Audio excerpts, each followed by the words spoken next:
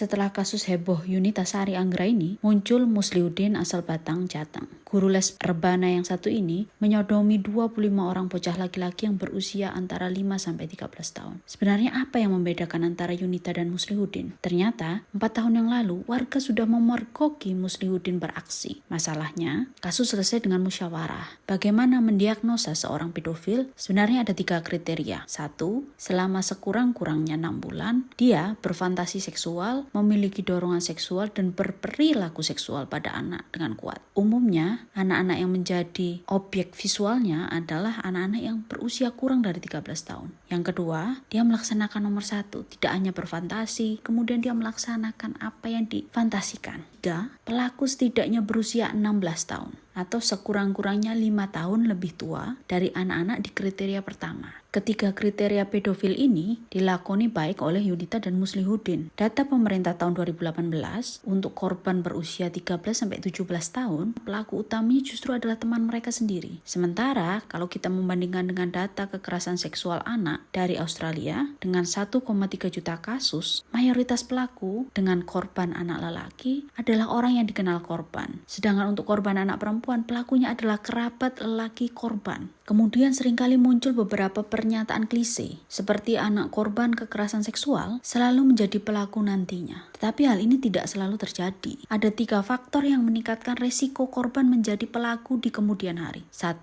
Dia mengalami kekerasan fisik dan emosi, kemudian ditelantarkan. Kedua, dia melihat dan atau mengalami kekerasan dalam keluarga. Ketiga, melihat, membaca, menonton pornografi sejak anak-anak. Apakah para penjahat kelamin anak ini atau kita singkat PK akan berulah atau beraksi kembali setelah masuk penjara? Penelitian di Australia menyebutkan 52% PK akan kembali berulah dalam rentang waktu 25 tahun. Nah, untuk kasus Muslihuddin, ia kembali berulah lebih cepat dalam jangka waktu 4 tahun. PK yang memiliki korban bukan anggota keluarga atau non-incest dengan korban laki-laki biasanya memiliki jumlah korban yang sangat banyak dalam jangka waktu yang panjang dibandingkan dengan PK yang memilih korban perempuan dan anggota keluarga mereka sendiri. Salter, seorang psikolog dan ahli kekerasan seksual, mengatakan selama seumur hidupnya mewawancarai PK, pelaku mengakui korbannya berkisar antara 10-1250 orang. Pria yang melecehkan anak perempuan di luar keluarga atau non-incest, jumlah korban rata-ratanya adalah 20 orang. Dan anak laki-laki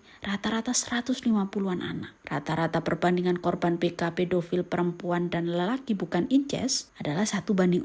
Sementara korban PK pedofil incest, anak laki-laki dan perempuan, perbandingannya 1:1. Tapi jumlah aksi kekerasannya per korban yang tinggi. Contoh kasus Agus Batang di Jateng, pembina OSIS yang kemudian melecehkan 45 siswi dalam waktu 2 tahun. Korban PK pedofil incest anak perempuan rata-rata mengalami 45 kali kekerasan seksual, sedangkan anak laki-laki mencapai 37 kali. Coba lihat kasusnya pria asal Mekarsari, DM, pria setengah baya asal Cianjur yang memperkosa putri kandungnya hingga 100 kali. Sekarang apa yang terjadi pada anak-anak atau korban dari kekerasan seksual dalam jangka panjang? Yang pertama adalah PTSD atau disebut juga gangguan stres pasca trauma. Gangguan ini banyak dialami oleh veteran perang. Penderita PTSD juga rentan mengalami depresi, bunuh diri, dan menyalahgunakan narkoba dan menjadi alkoholik. Kemudian dia juga menyakiti diri sendiri. Ingat cerita Yunita yang mengatakan bahwa ia seringkali menyakiti dirinya sendiri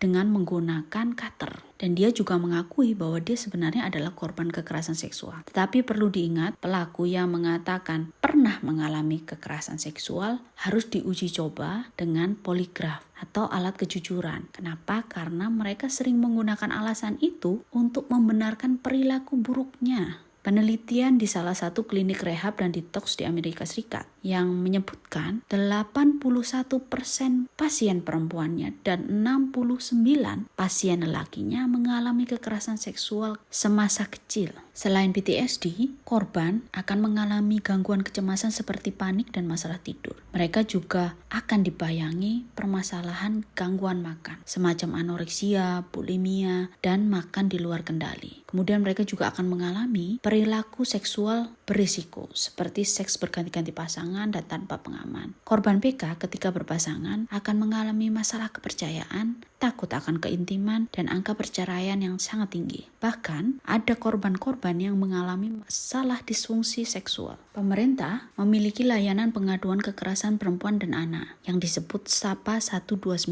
yang bisa digunakan oleh siapapun yang mengalami kekerasan, baik kekerasan seksual atau kekerasan domestik lainnya. Terakhir, siapapun yang mengalami kekerasan seksual tidak pernah terlambat untuk mencari bantuan seberapapun lamanya kejadian dengan melalui perawatan medis, terapi, dan bantuan hukum. Teman-teman, stay safe di dalam dan di luar rumah.